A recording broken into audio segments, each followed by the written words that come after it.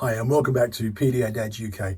In this episode I'm going to be reviewing and giving my feedback and thoughts on the issues raised in the TV show Don't Exclude Me, which aired on BBC Two last week.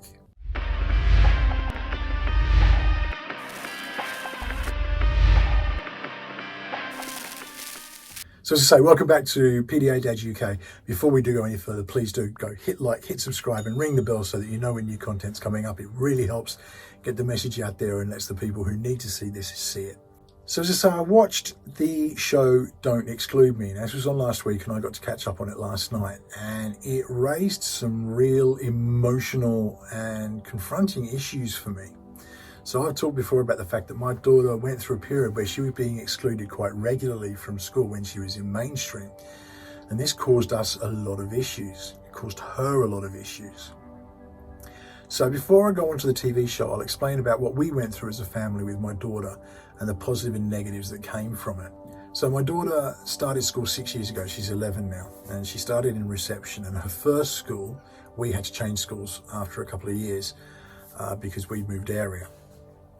And her first school were really accommodating. They did everything they could, you know, obviously within their limited resources, to make sure my daughter was safe and okay and attending school.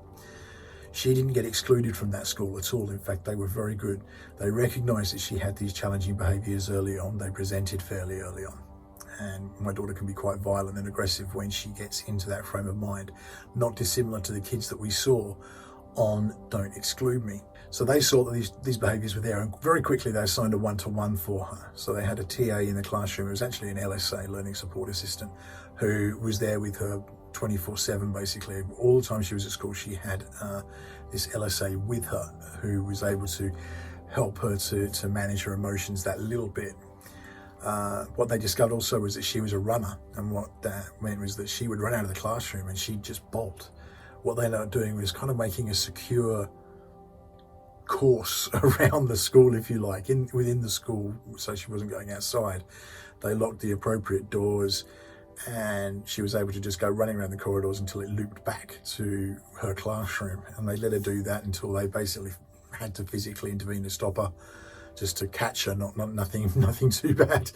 And her heart would be pounding. She didn't have the capacity to know that I need to stop this now. They built a sensory room for her outside the classroom, and so when she was displaying behaviours or becoming overly anxious or agitated, they could take her out and put her into the sensory area. The drawback was that she loved that sensory area, and we actually found that what she was doing was playing up in order to go out of the classroom and into the sensory area. And ultimately she would spend probably 60-70% of her day in the sensory area and not in the classroom, to the point that at the end of reception, the school said, she's not going to cope with year one. We need to repeat reception, which is really unusual.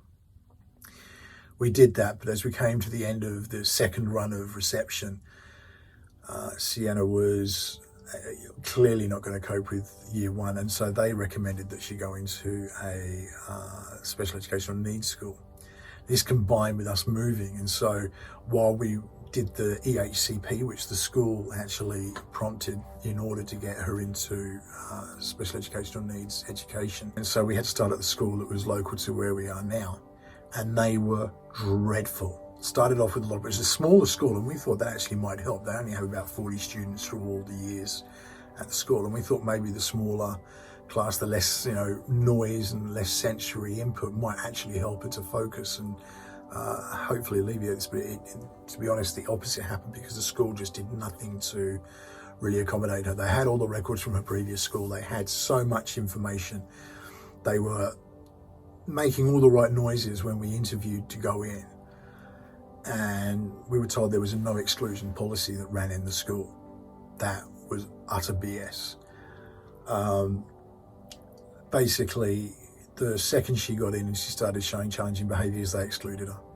And so it wound up that she was only there for half a term. So, between the September and the October half term. And she was being excluded over half the week. I'd say 3 out of 5 days for a school week she was at home. So again, this exacerbated her behaviours. because what she was doing is working out, I don't want to be here, this sucks, I want to go home. So she would actually act out present with challenging behaviours in order that she could get sent home and she spent the rest of the week at home. It put a lot of pressure on us as parents, and it just put a lot of pressure on her because she was just so confused. It was messing her up. And of course, she just got that label attached. She was the problem child.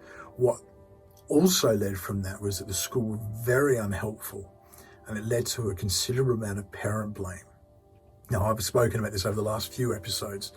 It's a thing that's really on my heart at the moment because I'm seeing it too much.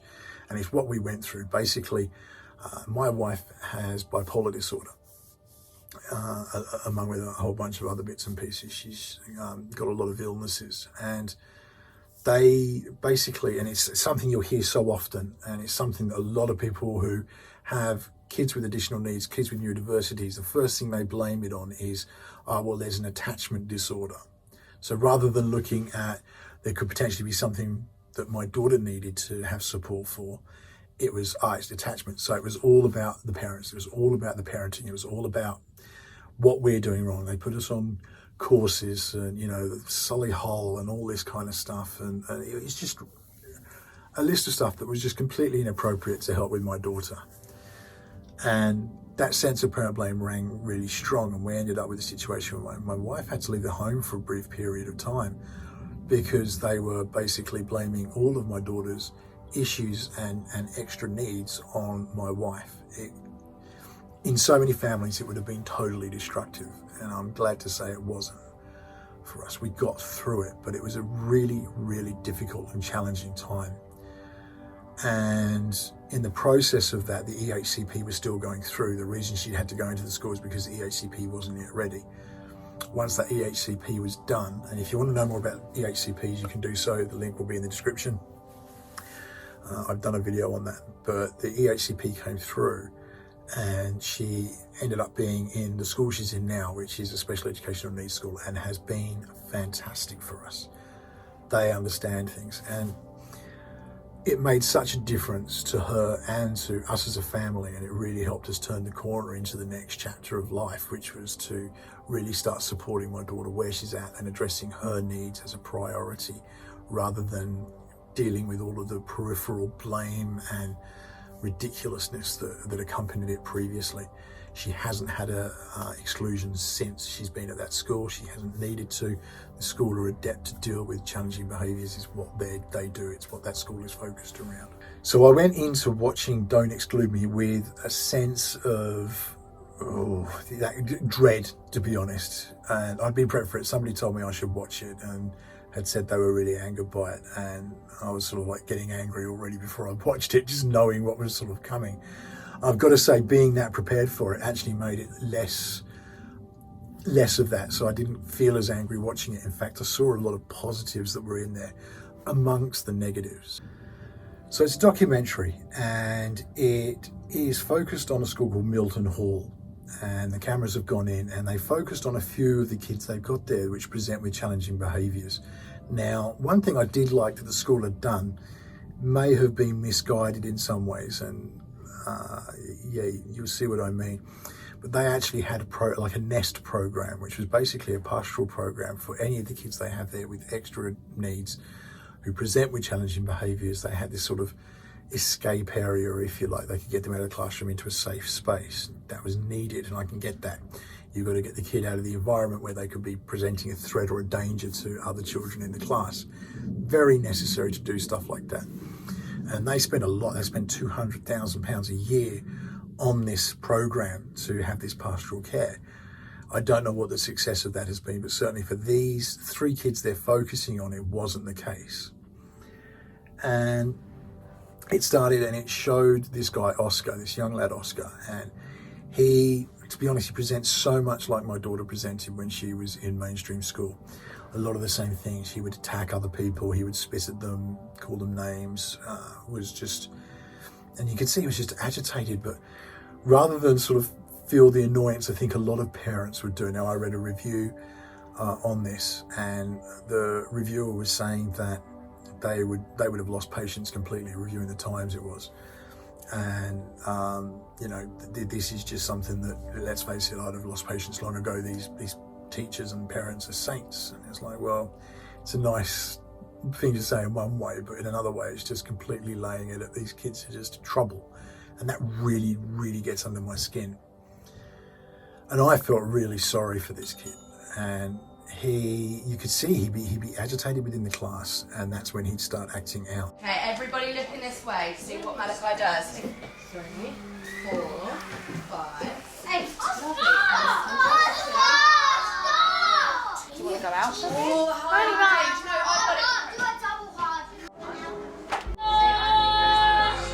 He might say go from a 0 to a 10, but then he goes from 10 to 9, back to 10, back to 9. He doesn't seem to come back down to 0 very easily. It puts everybody on edge when he's like that. 2. Okay, so 4, 2, 5, 6. And so a specialist in behavioural conditions and disabilities and so forth, called Marie Gentles, is sort of called into the school, and that's where the documentary is really at. It's about her approach to help intervene with these kids and get them so that they are able to be in the classroom and learning. And it brings up a lot of issues as a result. She clearly knows her stuff, and I actually really respected a lot of the things that she did. One of the things that she really identified with is it's about supporting the kids where they're at, and I thought that was really good. That's something I harp on about a lot. We need to, with anybody with a neurodiversity, with anybody who's autistic or got challenging behaviours from any number of causes, root causes, we need to meet them where they're at. And she was very good at that, and she was very good at identifying what the needs were of these kids and what was required to help them find a more stable place in there themselves, so that they could be in the classroom without being too disruptive and able to learn and join in with the rest of the class. And this kid Oscar, he really, you could just see the frustration that he had being there, and he just didn't know how to express it. As I say, I see a lot of this in my daughter, and what this TV show hasn't addressed yet, as I say, it's the first episode, it may be something they address down the track, but I could see clearly there were forms of neurodiversity, and it all came back to anxiety. And we talk a lot about anxiety, and there's this intrinsic link between autism, neurodiversity and anxiety, as well as to do with a lot of mental health conditions like bipolar disorder. It all comes back to this core of high anxiety that never really drops. And so it only takes something very small. And they said this, it's like, we can't tell when this behaviour is going to present. There's no real trigger for it. It's just this sudden blur. The different thing about Oscar is there is no trigger for his outburst. It's not like you can see a pattern. A lesson could be going well, he could be really engaged, really happy, and then he just changes so quickly. And that's what's been quite hard to deal with. Actually, you could see there were a lot of triggers. You could see warning signs that this was coming very early on, and Marie Gentles identified that and could actually see, look, he's got out of his seat and no one's really addressed it. If we addressed it at the core there, we might be able to avoid it escalating into further behaviours. There was a lot of sort of stuff like that. What she identified that I found really interesting, and it's something I do believe in very strongly, is that boundaries were essential. And it's a very tricky thing, and there's this sort of, there's two sides to the coin, a double-edged sword, if you like.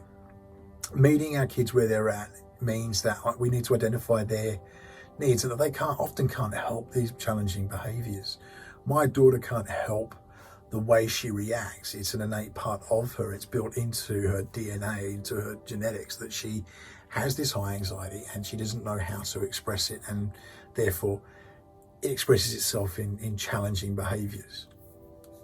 And one of the things I've learned the hard way is actually that boundaries are super important. Now that seems to be oxymoronic, if you like, when you look at something like pathological demand avoidance. It's about reducing demands and reducing the pressures that would create, almost removing boundaries. But actually it's not about that. Boundaries are super important, and you need to have them in firm place. I've learned this with my daughter. I need to have very strong boundaries, and we can't push past them. If she doesn't have that, it actually results in a feeling of not being safe. it's kind of counterintuitive. And, you know, my initial thought was, well, you know, if I'm reducing demands, I need to reduce the amount of stuff that we're, you know, and be freer with the boundaries. And you know, I said, you do need to learn to pick your battles. But with certain things, it's really important that you have that boundary structure in place. And the reason is that kids feel safe within boundaries. When they know there are rules and that they can't cross certain lines and things like that, it actually provides a feeling of safety. And this really came across with how Marie Gensels was dealing with this young lad, Oscar. Once they'd established some pretty firm boundaries, and she did it in a very nice way, in a way. She just basically said, this also bugged me, so there's two sides to this as well. But she said, you know, if I talk to you, you need to say yes or look at me. Oscar? So if I say Oscar, you need to say yes, or you can just look at me. Excellent, I know you're listening, well done. And in that, she gave him a choice. He could look if he wanted, or he could look down and say yes. So she wasn't forcing eye contact, but it definitely felt like that was part of it. It's like, you know, you need to address me as a neurotypical would, or recognize me as a neurotypical person would. And I mean, he responded well to that, but I could see that for other people, for other kids, that might be something that could actually be really damaging. Being forced to engage in a neurotypical way would be really damaging. Now, she did say, or say yes, so it could just be that he looked down and went, yes, I'm listening, and wasn't forced to make that eye contact. And that may be something that comes into the show later on, the reasons why they work it that way. But it concerned me that there was this very much a neurotypical perspective on the neurodiverse person, and clearly neurodiverse. You know, they don't address that in the show. So I'm hoping they do maybe in future episodes, but at the moment you can see this neurodiversities there. You can see he's, you know, dealing with high anxiety and whatever, you know, ADHD, almost certainly. And so it was about engaging that. And you can see it really worked for him. Having those boundaries in place actually really helped him, and actually helped him at home as well. They were talking with the mother about it, and you know, when we're talking, you need to go over and play over there, and when we call you back in, that's when you're okay to come back in. Now, I'm going to talk to Mummy, okay? So when I'm talking to Mummy, you need to stay over there like Mummy said. Hold on, you're going to speak next. You're going to stay over there like Mummy said and do the picture. And we're not going to come over this way until we finish talking. Okay. I know you can do it because you can follow instructions really good, can't you? Yeah. Yeah. And you have to keep talking while I'm over there. Yes, absolutely. Oh my God. Okay? Yeah. Good. Well done. I'm actually gobsmacked. Do you know how many times I wanted that? Yes. I'm really proud of you there, Oz. You know, it felt very Super Nanny, which is a show I abhor, because again, it's all about this sort of the neurotypical one. It doesn't take into account neurodiversity in any way, shape, or form.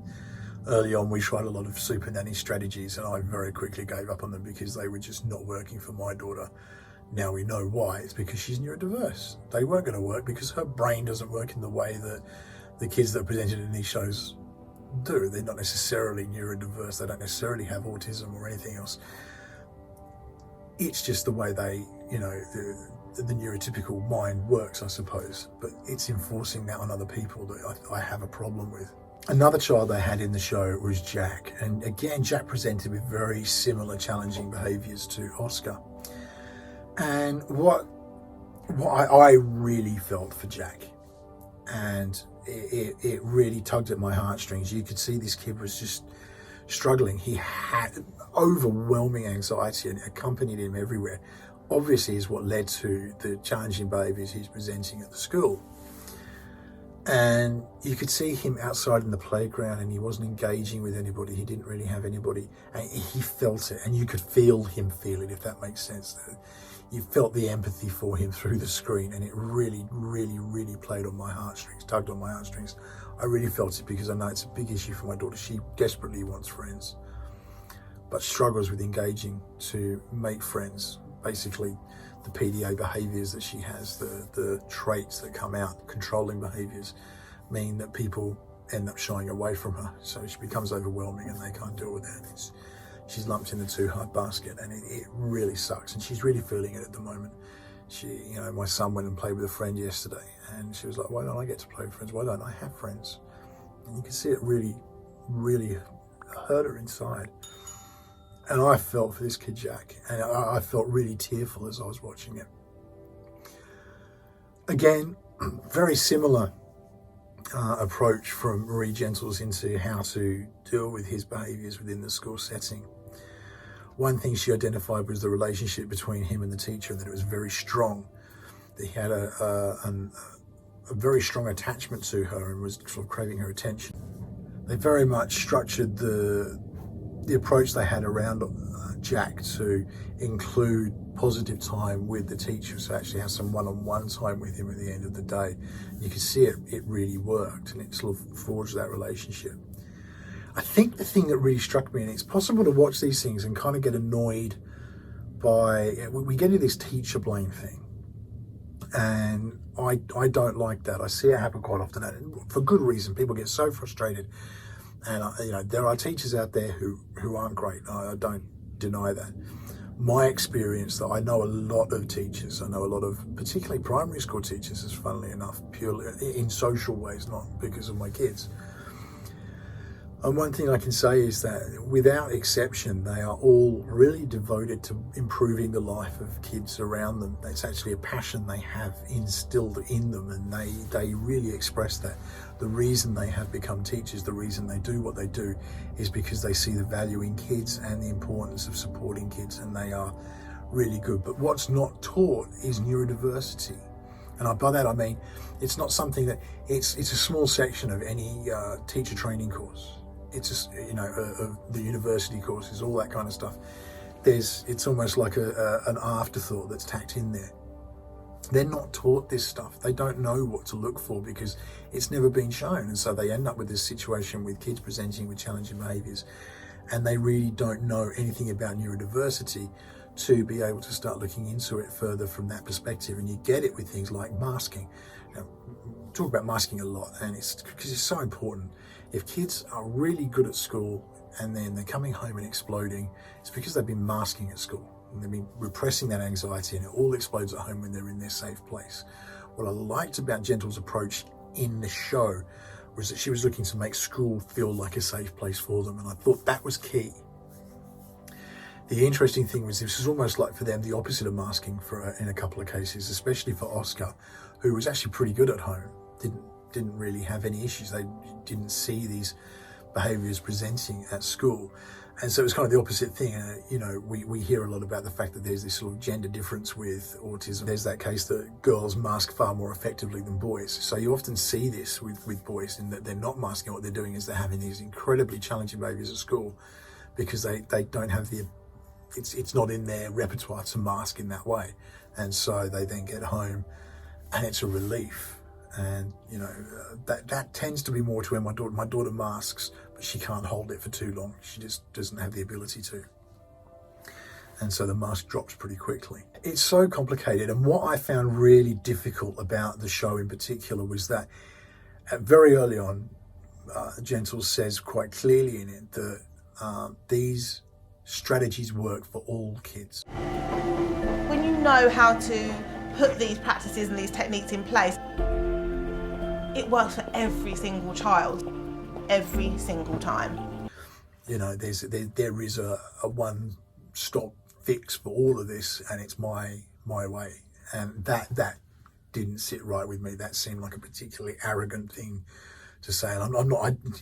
She didn't appear arrogant in the rest of the show. It was that one statement, and so I don't think she necessarily meant it the way it came across. But for me, I think you get in danger if you start trying to attach one process as a be-all end-all.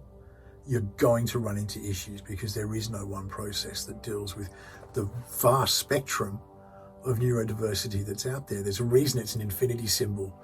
That is the symbol for neurodiversity, and it's the reason it's the rainbow. It's a spectrum. These things combine. It's an infinite spectrum. If you've met one autistic person, you've met one autistic person. No two are the same. No two people on earth are the same. Even identical twins will have differences. One thing I thought was interesting that was mentioned within the show was the fact that these behaviours present far more strongly in boys. Now that we know to be true. We know that girls mask. We just talked about it only a couple of minutes ago. But the fact that girls do mask far more effectively than boys means that you're going to get these issues. You're going to get it that it appears that this seems to be a male problem, and it's not. It's something that can happen to anybody, male, female. So saying that there's a one-stop fix for everything bugs me. Ultimately, my biggest issue, and I'm hoping it's something that is fixed in future episodes, so I don't want to speak too soon on it on that front, but certainly from what I gathered from the first episode was this was all about addressing behaviours, and that runs into the possibility of heading down the ABA side of things. Now, we've talked about ABA before. Go and have a watch of that. It's a really negative thing. But that's where this runs the danger of going into it. It's simply addressing the behaviours and trying to force potentially neurodiverse kids into behaving as neurotypicals. Now, it avoided going there. I will say that. It avoided hitting that point. It was about making these kids feel safe in their environment so that they didn't feel the need to act out in this way. And I think if it continues that focus, that's okay. But there was certainly leaning towards things like, that they talked about consequences. Now, I don't think that's a bad thing necessarily. I think we had to understand and teach our kids that our actions all have consequences. So, Oscar, do you know what a consequence is, Oscar? No. That's okay that you don't know. That's why you're at school. You learn new things every day. Okay? So a consequence means if we've made a wrong choice, so if we have spat at somebody, which is a wrong choice, then something has to happen to teach us that we mustn't do that again. So you need to do your consequence now, which is going into the nest. I don't like nest. I know you don't like the nest, but they didn't like it when you hurt somebody, and you don't like the consequence of going into the nest. And are we going to hurt anybody again? No. Because if you do hurt someone again, Oscar, if you do hurt somebody again, what will happen? I go to nest. There'll be another consequence. No matter what we do, there are going to be consequences, and understanding that, it's something we need to go forward in life, to understand that, for every action, there's an equal and opposite reaction, and you've got to expect that. But it worries me when we just focus on the behaviours and we're not starting to dig under to what are causing the difficulties and the challenging behaviours that are being presented. And if there are underlying issues, if there are things like if a child's autistic, if a child has pathological demand avoidance, if a child is ADHD, if a child has neurodiversity, a child is physically disabled, if a child has, learning disabilities, these things are all going to count in, and you've got to start addressing that. And I think this is working on a very surface level of addressing these behaviours, and it's kind of like, well, that's fixed, and on with the next. It doesn't get to the core of what's going on, and that means you're not really helping the child, you're helping the people surrounding the child. That worries me. That's a real concern. I found it a very confronting watch. I felt really emotionally attached to the kids that were being presented on this because I saw so much of my daughter in them. That's all I wanted to say on this. That's my thoughts on the issues presented in Don't Exclude Me. It is available on iPlayer. It is worth a watch. I'm not saying don't watch it, but certainly keep in mind the things that I've said in here. And I think hopefully it opens a conversation that needs to be opened and addresses something greater than just simply tackling behaviours, but actually tackling the root cause and the needs of the child at heart. Please do hit like, hit subscribe, and ring the bell so that you know when new content's coming up. I will see you again on the next episode, but in the meantime, stay safe and have a great week.